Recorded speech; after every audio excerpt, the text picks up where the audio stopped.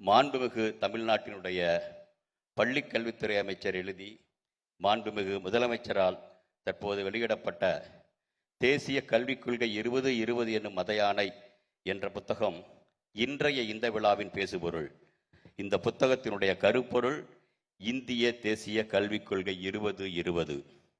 அதை உருவாக்கிய குழுவினுடைய தலைவர் சமீபத்தில் தனது 84வது வயதில் நம்மை விட்டு பிரிந்த டாக்டர் கஸ்தூரிரங்கன் அவர்கள்.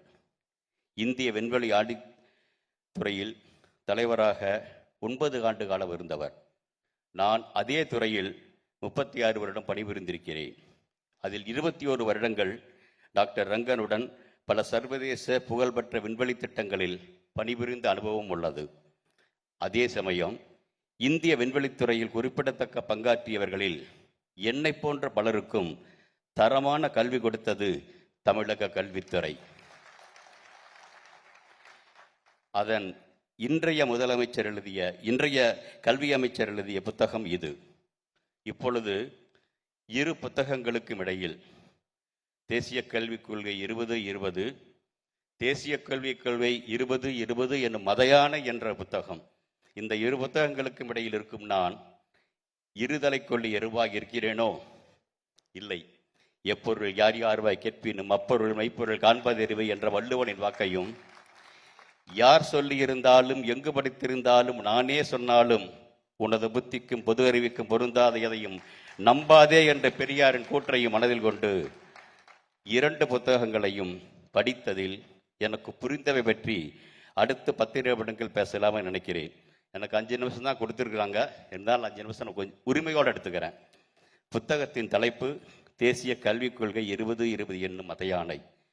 இது ஜூலை 23, 2016 முத்தமிழறிஞர் டாக்டர் கலைஞர் அவர்கள் புதிய கல்விக் கொள்கை பற்றி எழுதிய கட்டுரையில் எடுத்தாண்ட ஒரு பதம். அந்த பதத்திற்கான விரிவான விளக்க உரை இந்த புத்தகம்.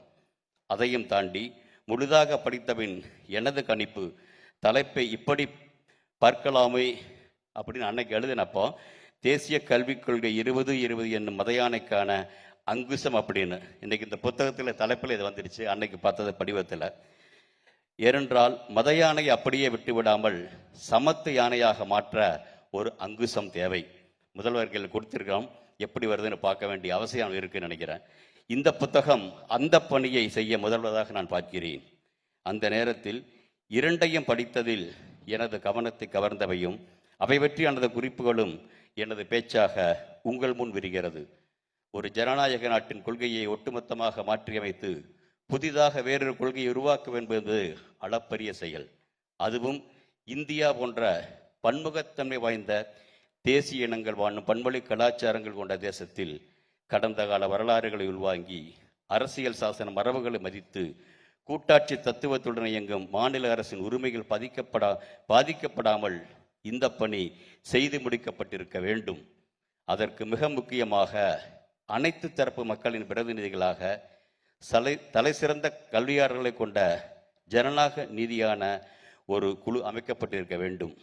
அந்த குழு மக்களின் கருத்துக்களுக்கு மதிப்பளித்து மாநில அரசுகளின் உரிமைகளை மதித்து இருதரப்பு கூட்டமைப்பின் மூலமாக வெளிப்படைத்தன்மையுடன் தேசிய கல்வியை உருவாக்க வேண்டும். ஆனால் இவை எதையுமே கல்விக்குழு பொருட்படுத்தவில்லை என்பது நம்முன் புத்தகாசிரியர் எடுத்து வைக்கும் வாதம். படிக்க ஆரம்பிக்கும் பொழுதே நம்மை நிமிர்ந்து உட்கார வைக்கிறது. நேற்றைய வரலாறு தெரியாது போனால் இன்று நடப்பது புரியாமல் போகும். இன்று நடப்பது புரியாமல் போனால் நாளை என்பது நம்பசமில்லை. நாடு சுதந்திரம் அடைந்த பொழுது இருந்த இந்தியாவின் கல்வி நிலை, இப்பொழுது இருக்கும் நிலை, அதில் உள்ள சாதக பாதகங்கள் என எல்லாவற்றையும் முழுதாக ஆய்ந்தபின் இப்போத தேவைகளை புரிந்து கொண்டு கல்விக் கொள்கையை அமைத்திருக்க வேண்டும். அப்படி பார்த்தால் 1947 இந்தியா சுதந்திரம் அடைந்த பொழுது உலக அளவில் இந்தியாவினுடைய ஜிடிபி என்ற பொருளாதார குறிப்பு செல்வது 3%. இந்த வீழ்ச்சிக்கு மிக மிக முக்கியமான காரணம் இந்தியாவை அடிமைப்படுத்தும் சூழ்ச்சியில் முகிழ்த்த மெஹ்லேவின் கல்விக் கொள்கை. இன்றைய நிலையில் ஒட்டுமொத்த பொருளாதார குறியீட்டில் இந்தியாவின் நிலை உலக அளவில் 4வது இடம் தொட்டு 3வது இடத்தை நோக்கிய முன்னேற்றமாகும். விவசாயம் முதல் விண்வெளி வரை பல துறைகளில் ஏர்முனை முதல் போர்முனை வரை ஏற்பட்டுள்ள இந்த முன்னேற்றத்திற்கு முக்கிய காரணம் விடுதலை இந்தியாவில் கல்விக்காக அரசுகள் எடுத்துக்கொண்ட முயற்சியும் அதன் பலனாக 1950 வெறும் 12% இருந்து எழுத படிக்க தெரிந்தவர் விகிதாச்சாரம் 78% உயர்ந்ததும் 0.4% இருந்த உயர்கல்வி செல்வோரின் விகிதாச்சாரம் 28% உயர்ந்ததும் தான். மந்திரத்தில் எந்த மாங்காயம் விழவில்லை. உதாரணத்துக்கு தமிழ்நாட்டில் ஏற்படுத்தப்பட்ட உள்கட்டமைப்பினை பார்த்தால், குடியிருப்புக்கு ஒரு ஆரம்ப கல்வி அமைக்கப்பட்டது. அதேபோல் 3 கிலோமீட்டருக்குள் ஒரு நடுநிலைப்பள்ளியும் 5 கிலோமீட்டருக்குள் உயர்நிலைப்பள்ளி 8 கிலோமீட்டருக்குள் ஒரு மேல்நிலைப்பள்ளி என எதிர்கால திட்டமிடல்களோடு மாநில கல்வி கட்டமைப்பு வரையறுக்கப்பட்டது. இந்த திட்டம்தான் தமிழ்நாட்டின் இன்றைய கல்வி வளர்ச்சிக்கான மாபெரும் அடித்தளம். இதன் விளைவாக பள்ளிக்கல்வியில் 100% மொத்த சேர்க்கை விகிதத்தையும் உயர்கல்வியில் 50% மேலான சேர்க்கை விகிதத்தையும் தமிழ்நாடு சாத்தியமாக்கியிருக்கிறது. இதற்கு அச்சாணியாக இருக்கும் நமது பொதுக்கல்வி கட்டமைப்புகள் வலுப்படுத்த முனைவதற்கு பதிலாக NEP 2020 மூலம் தமிழ்நாட்டினுடைய கல்வி கட்டமைப்பையே அசைத்து பார்க்க நினைக்கிறது அந்த கொள்கை என்கிறார் புத்தக ஆசிரியர். இந்த உள்கட்டமைப்பை புறந்தள்ளி பள்ளி வளாகம் என்ற புது அமைப்பை தேசிய கொள்கையை முன்னிறுத்துவது பல நடைமுறை சிக்கலுக்கு வழிவகுக்கும் என்பது ஏற்றுக்கொள்ள வேண்டிய வாதமாகவும் திரும்ப விரிவாக விவாதிக்கப்பட வேண்டிய ஒன்றாகவும் நான் பார்க்கிறேன். அதே மாதிரி 3 வயது முதல் 16 வயது வரை கட்டாய கல்வி என்ற புதிய தேசிய கல்விக் கொள்கையில் பரிந்துரைப்பதை அமெரிக்கா உட்பட பல முன்னேறிய நாடுகள் இருப்பது போல் 1 முதல் 10 அல்லது 12 வகுப்பு வரை இலவசமான பொது கல்வி என்பதை கொண்டு வந்திருக்க வேண்டும் என்பதும் கவனத்தில் கொள்ள வேண்டிய கருத்துகள். இன்றைய கல்வி முறையில் இன்னொரு முக்கியமான தலைப்பு வாழ்நாள் முழுவதும் கற்றல் அல்லது வாழ்நாள் முழுமைக்கும் கற்றல், life long education and learning. கணினி யுகம், விண்வெளி யுகம் என்பதை கடந்து செயற்கை நுண்ணறிவு யுகமாக வெகு வேகமாக முன்னேறி வரும் இன்றைய நிலையில் மனிதனின் சராசரி ஆயுள் காலம் அதிகரித்து வருகிறது. இந்த நிலையில் பெரும்பான்மையான தனிமனித வாழ்க்கை லேர்ன், ஏன், ரிட்டையர் என்ற நேற்றைய நிலை மாறி லேர்ன், ஏன் and learn, retire and learn என்று இன்றைய நிலையில் நித்தம் கற்றல் என்பது மிகவும் அத்தியாவசியம். இந்த திசையில் புதிய தேசிய கல்விக் கொள்கையில் ஒரு தெளிவான கொள்கையை என்னால் பார்க்க முடியவில்லை என்கிறார் புத்தக ஆசிரியர். அதற்கேற்ற மாதிரி போற போக்கில் ஒரு இடத்தில் பல்வகை நுழைவு, பல்வகை வெளியேற்றம், multiple entry, multiple exit point உதவும் என்கிறது புதிய தேசிய கொள்கை, தேசிய கல்விக் கொள்கை. இது எப்படி சாத்தியமாகும் என்ற ஒரு தெளிவு இல்லை. இந்த குழப்பத்தின் உச்சகட்டமாக புதிய கல்விக் கொள்கையை எப்படி செயலுறுத்தும், அதாவது இம்ப்ளிமெண்ட் செய்வது என்பதற்கு வெறும் ஒரு பக்கத்தை ஒதுக்கியவர்கள் adult education, lifelong learning என்று முழுதாக 2 பக்கங்களை ஒதுக்கி வாழ்நாள் முழுதும் கற்றலுக்கான அடுத்த வழியாக சொல்லியிருப்பதை படிக்கும் பொழுது ஆசிரியரின் கோபம் புரிகிறது. உலகம் ஏன்னா அடல்ட் எஜுகேஷனுக்கும் லைஃப் லாங் எஜுகேஷனும் ஒரு குழப்பத்தோட நிலைமையில் ஒரு தேசிய கல்விக்குள் இருக்க முடியுமா அப்படிங்கிறது ஒரு மிக மிக கோபமாக இருக்கிறது. உலகம் முழுவதும் இன்றைய நிலையில் கல்வியில் மிகுந்து ஆராய்ச்சிக்கு உள்ளாகி இருப்பது ஆயுள் முழுவதும் என்ற கற்றல் என்ற கோட்பாடு. அதை இளம் வயதிலேயே கற்றலின் ஒரு அங்கமாக சேர்த்து மனித வாழ்வின் இயல்பான ஒன்றாக இணைக்கும் முயற்சியில் கல்வியாளர்கள் இறங்கியுள்ளார்கள். வேறு ஒரு கண்ணேட்டத்தில் பார்த்தால் வாழ்நாள் முழுமைக்கும் கற்றல், லைஃப் லாங் எஜுகேஷன் என்பது முதுமையில் தள்ளாடும் நிலையிலிருந்து தம்மை மீட்டெடுக்க பல நாடுகள் எடுத்துக்கொண்டுள்ள முயற்சியாகவும் உள்ளது. இன்று 2050 5 பேரில் ஒருவர் முதியவர் என்ற முதுமை நிலையை தொடவுள்ள இந்தியாவில் புதிய கல்விக் கொள்கை அதற்கான சரியான பதிலை தரவில்லை என்பதாக நான் பார்க்கிறேன். அதற்கான புரிதலே இந்த கொள்கையில் இருப்பதாக தெரியவில்லை என்பது ஆசிரியரின் கோபம். பெண் கல்வி பற்றி அதிகம் பேசப்படவில்லை. இதில் முழுக்க மற்ற மாநிலங்களுக்கு முன்மாதிரியாக ஆணும் பெண்ணும் சரிநிகர் சமானமாக கல்வி பெற பெண்களுக்கென பல சிறப்பு வாய்ப்புகளை கொடுத்திருக்கும் தமிழ்நாட்டை ஒரு சிறந்த மாதிரியாக எடுத்து பார்த்திருக்கலாம், தவறவிட்டு விட்டார்கள். 2025-26 நிதிநிலை அறிக்கையில் பள்ளி கல்வித்துறைக்கு 46,766 கோடி நிதியினை தமிழ்நாடு அரசு ஒதுக்கி இருக்கிறது. 2025 ஆண்டுக்கான ஒன்றிய பட்ஜெட்டில் பள்ளிக்கல்வி மற்றும் எழுத்தறிவுக்கென ஒட்டுமொத்த இந்தியாவுக்கும் ஒதுக்கப்பட்ட தொகையே 78,572 கோடி என்பது குறிப்பிடத்தக்கது. இதன் பின்னணியில் தேவையான கூடுதல் நிதி தேசிய கல்வி என்று வரும்பொழுது எங்கிருந்து வரும் என்ற கேள்வி எழுகிறது. ஆனால் உலகத்தரம் வாய்ந்த கல்வி, ஒரே நாடு ஒரே கல்வி என்றெல்லாம் எதுகைமோனையில் தேசிய கொள்கையை வழியாக பேசிக்கொண்டே கல்வியை 100% தனியார் மயமாக்க முயற்சிக்கிறதோ அப்படிங்கிற சந்தேகம் எழுகிறது. ஏற்கனவே இந்திய கல்வி முறையின் தனியார் மயம் என்பது பள்ளிகள் தொடங்கி பல்கலைக்கழகம் வரை 2014ஆம் ஆண்டில் 17% இருந்தது.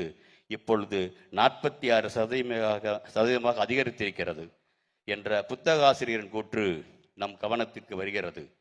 ஒருவேளை கல்வியை முழுமையாக அல்லது மிக பெரும்பான்மையாக தனியார் மயமாக்குவதன் மூலம் அந்த பற்றாக்குறையான நிதி ஈடுகட்டப்படுமோ என்ற சந்தேகம் வருவதை தவிர்க்க இயலாது. வேறு ஒரு இடத்தில் புத்தகாசிரியர் இப்படி சொல்கிறார்: குழந்தைகளின் 3 வயதில் பள்ளிக்கல்விக்கு முற்பட்ட கல்வியை ஆரம்பிக்க செல்வது 2 வயதில் கல்வி, 16 வயதில் இராணுவம் என்ற முசோலினுடைய அரங்குகளுடன் ஒப்பிட்டு செல்லும் பொழுது திகிலுடன் நாம் சிந்திக்க வைக்க இடமாக பார்க்கிறேன். உயர்கல்வி மற்றும் தொழிற்கல்வி ஆகியவற்றில் மொத்த சேர்க்கை விகிதம் 2018ஆம் ஆண்டு இந்திய அளவில் 26.3% இருக்கிறது. இதனை 2035ஆம் ஆண்டுக்குள் 50% உயர்த்துவதே தங்களின் நோக்கம் என தேசிய கல்விக் கொள்கை தெரிவிக்கிறது. இதற்கு நேர்மாறாக தமிழ்நாடு கடந்த 15 ஆண்டுகளுக்கு முன்பே இந்த இலக்கினை கடந்துவிட்டது.